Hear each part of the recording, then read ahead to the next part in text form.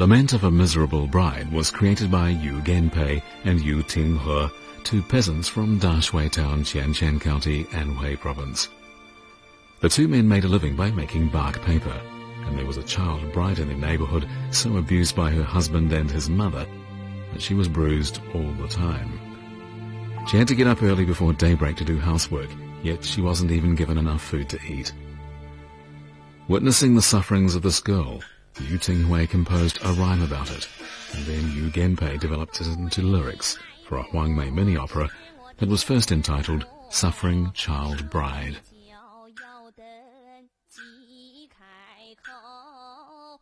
At the following Lantern Festival celebration, after the performance of the major Huangmei operas were over, Yu Tinghui performed The Child Bride with himself as the actress. His performance was so touching that over 100 child brides in the audience began to weep.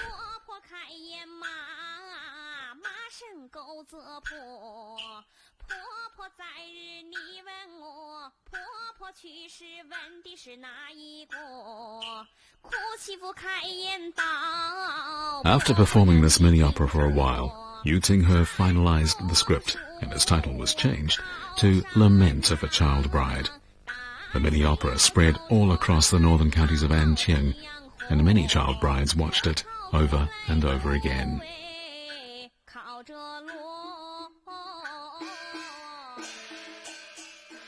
The primitive form of Huangmei opera was a one-actor monologue, interwoven with singing and accompanied by gongs and drums. For a long while, Huangmei opera was confined to the forms of solo opera or two-role opera involving two actors. Lament of a Child Bride was a typical solo opera. Later, three-role operas emerged.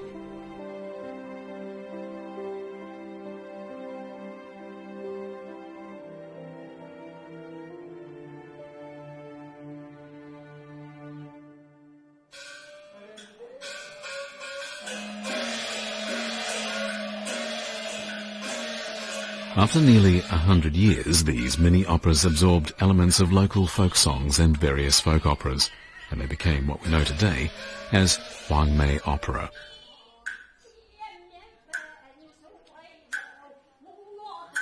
Before the 1950s, Huangmei Opera was called Huangmei Song in mainland China. In Hong Kong and Taiwan today, it is still known as Huangmei Song.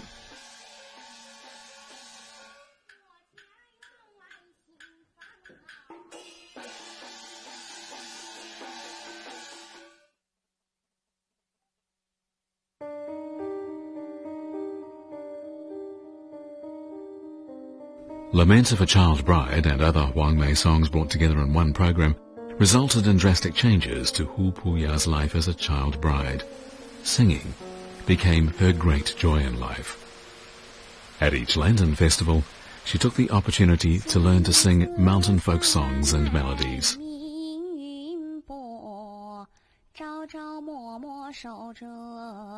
Although enraptured by these beautiful folk songs and tunes, Hu Puya still had to persist with her miserable life as a child bride. However, the young girl began to dream of escaping far, far away from such a dreary existence.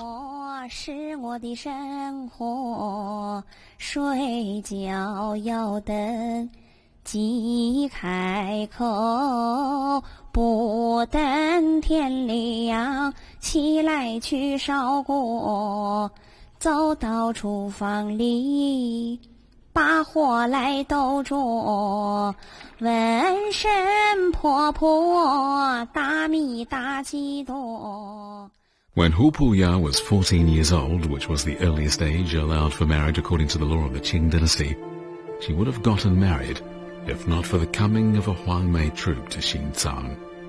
The Eternal Spring Huangmei troupe changed her life.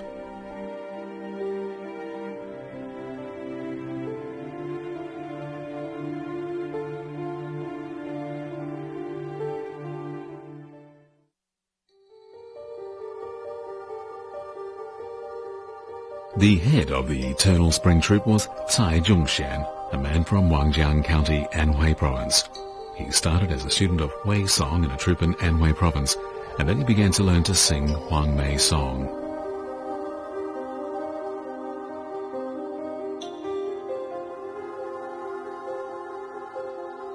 Originating from Shipai Town in Huaining County, north of Huangjiang County in Anhui province, Hui song was once widely spread in the mid and downstream areas of the Yangtze River. Under the influence of the Qingyang style of Zhizhou and the Kunchu singing style, Hui song became a folk opera that spread all over China. It was at this period of time that Chang Changgang, a 68-year-old man from Anhui province, developed Hui song into the famous Peking Opera, in the capital city of the Qing dynasty. In 1822, the second year of the reign of the Daoguang Emperor, Chang Changgang left his hometown of Shipai with his father for Beijing. He later became the head of the Sanqing troupe, one of the four most famous Peking opera troupes of that period. He was named the father of Peking Opera. At around the same time, Mei Qiaoling, head of the Cixi troupe, another one of the most famous four Peking opera troupes in the reign of Emperor Daoguang, outstood himself as a Dan actor and became extremely popular. In 1894, Mei Qiaoling's second son, Mei Zhufan, had his own son, who later grew up to be the most famous Peking opera star ever, Mei Lanfang.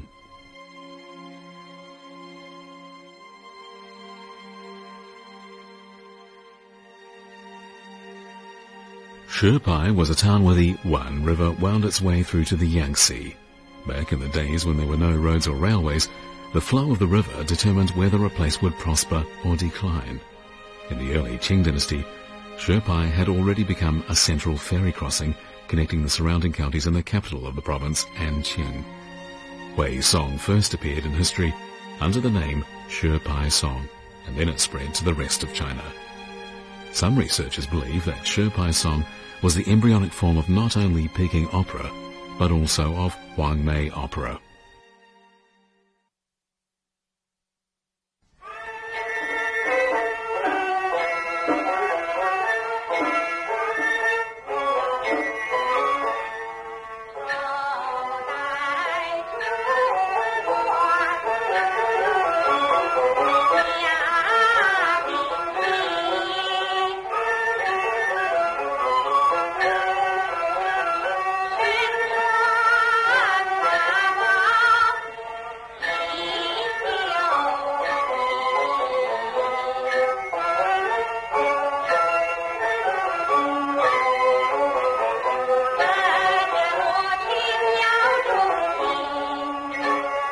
Among Cai Zhongshan's contemporaries, many of the Huangmei song artists were either Hui song artists or students.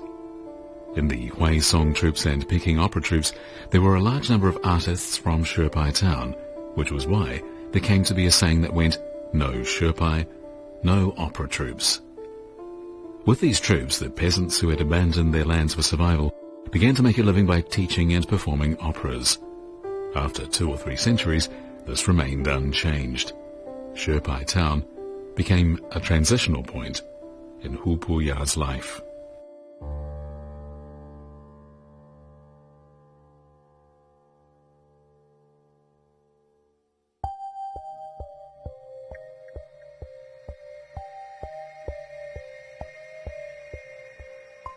After the Eternal Spring Troupe finished its performance for the Lantern Festival in Xinzang, Hu Puya begged Cai Zhongshan, head of the troupe, to take her on as a student.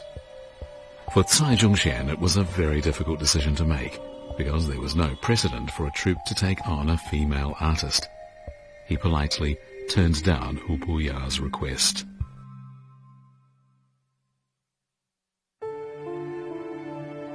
The fact was, the early Huangmei opera singers were all male, and it was considered the utmost indecency for a woman to perform on stage. In many places along the Yangtze River, if a girl was found involved in singing or acting, she would be punished severely. It was the same for all kinds of folk operas. 过去唱戏是下九流，是吧？一般的看不起唱戏的。那么女性演员呢，她比男性演员就更艰难，她连家庭的关都过不了。那么他们如果小产黄梅戏，肯定是会遭到毒打，甚至于总州允许把他们惩弹。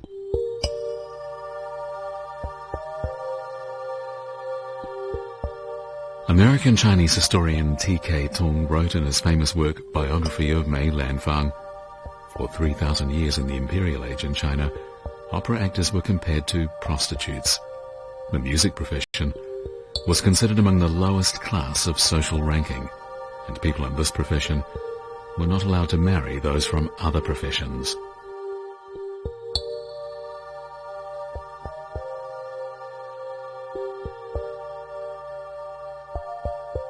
However, Hu Puya insisted that she simply had to learn Huangmei song, and she showed Cai Zhongshan that she had taught herself. Her poise and her voice greatly impressed Cai Zhongshan, and he realized that this girl was born for the opera. Even so, he didn't change his mind straight away. Considering the pressure from society, he once again said no to Hu Puya.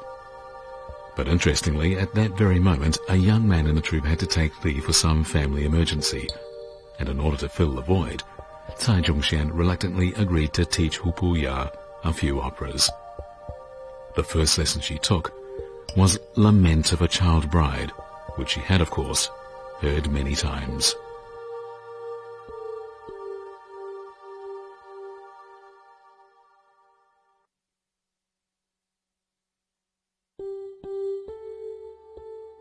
Lament of a Child Bride was a mini-opera for beginners. Such mini-operas were usually created by folk opera artists themselves, but some of them were common to both Peking Opera and Huangmei Opera.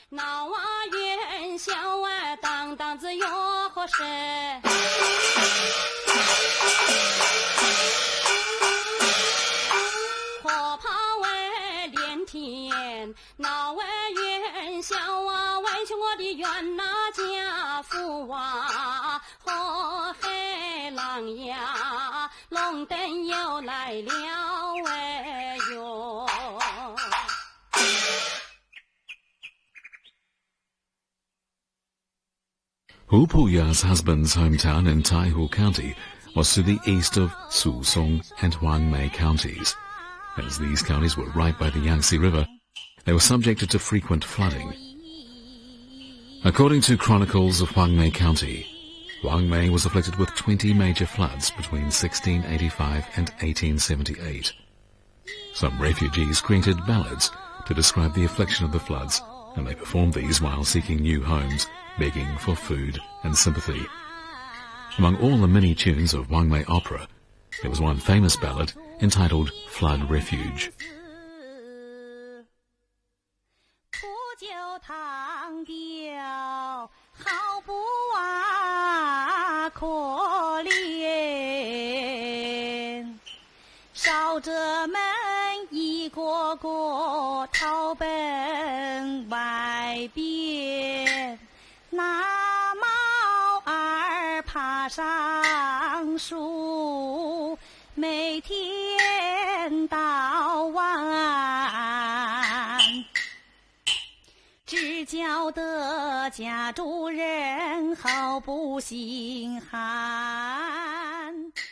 It is generally believed that Huangmei Opera originated from Huangmei County, which was how the form got its name.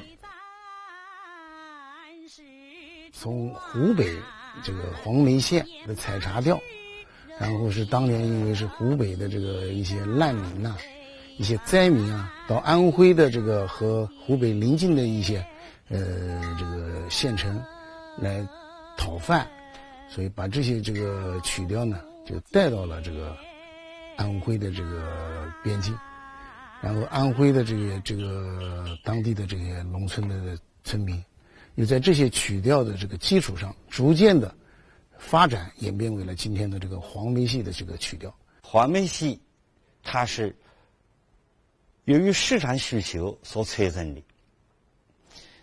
这个得到直接的证据，就是在4大会馆进京之后，安庆广大的演艺市场得不到满足，因为在100多年之内，2流、3流的会调艺人都进北京谋发展，这样就让一批半职业的会调艺人登上了乡村草台。也就是说，会调艺人和高腔艺人，他们带出了一个黄梅戏的早期版式。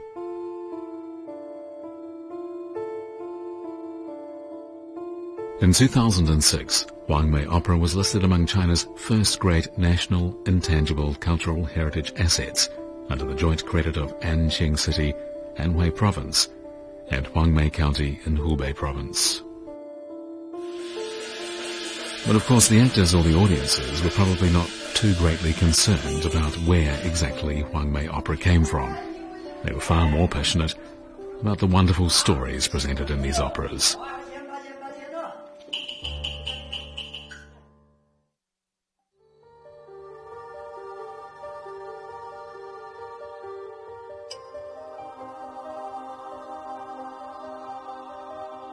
As Hu Puya began to study Huangmei song under Cai Zhongxian, she immediately showed her gift for this art. She was a quick learner, and soon she was able to perform on stage. Her wonderful performances were received to the approving cheers of the audiences. As Cai Zhongxian's troupe now had a female actor, his troupe was renamed the Yin and Yang troupe.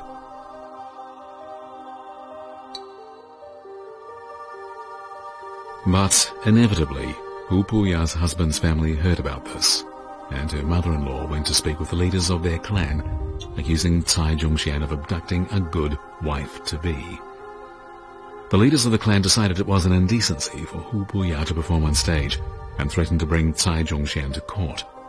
Pressured, Cai Zhongxian made another difficult decision: to send Hu Puya back to her husband's home. After being beaten severely, she was thrown into the storehouse of her husband's home. One night, as the moonlight penetrated the window of the storehouse, she wondered how long she would be kept in the darkness, and began to sing Lament of a Child Bride. 小女子三来命运薄，朝朝暮暮受折磨。 As she sang, the familiar ballad reminded her of other sad memories, and that night she escaped from her would-be husband's home in Xinjiang. In order not to get Cai Zhongxian into trouble, she didn't go back to the Eternal Spring Troupe. But where could a 14-year-old child bride go?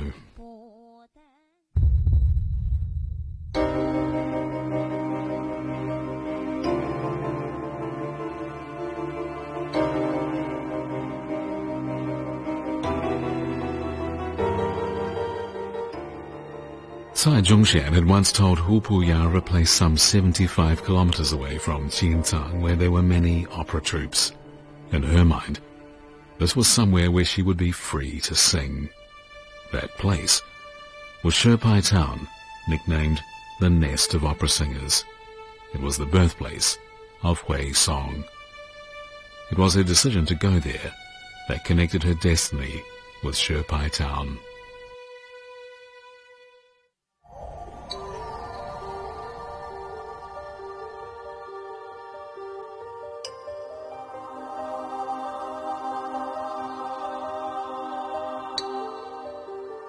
Eventually, Hu Puya was married to a Hui song actor, and they began to perform together. Soon she began to become a famous Huangmei song actor.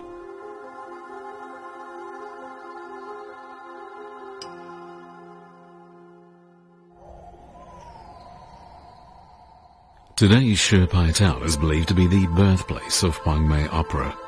In the early 1920s, when Huangmei Opera became popular in the 6 counties around Anqing City as an independent genre of opera, this city with a history of over 700 years began to make its early steps in modernization.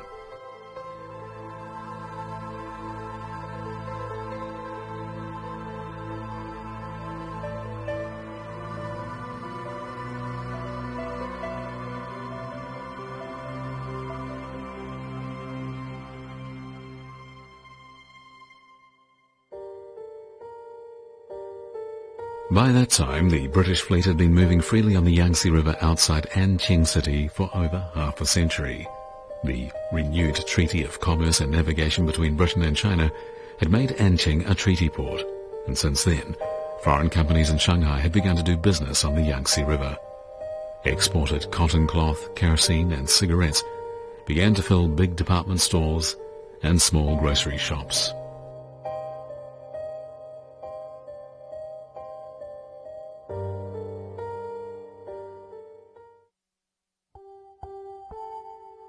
The most common entertainments for the residents of Anqing city included Peking Opera, Huaisong and acrobatics. Huangmei Opera remained a minor folk opera that was more popular in the countryside.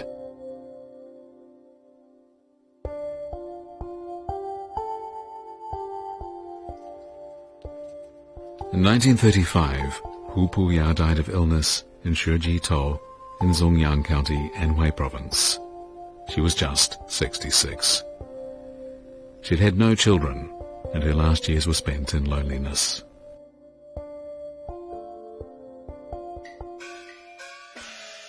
In that winter, another Huangmei Opera artist, Ding Yongquan, packed his bags for Shanghai, and soon after, he gave his first public performance there.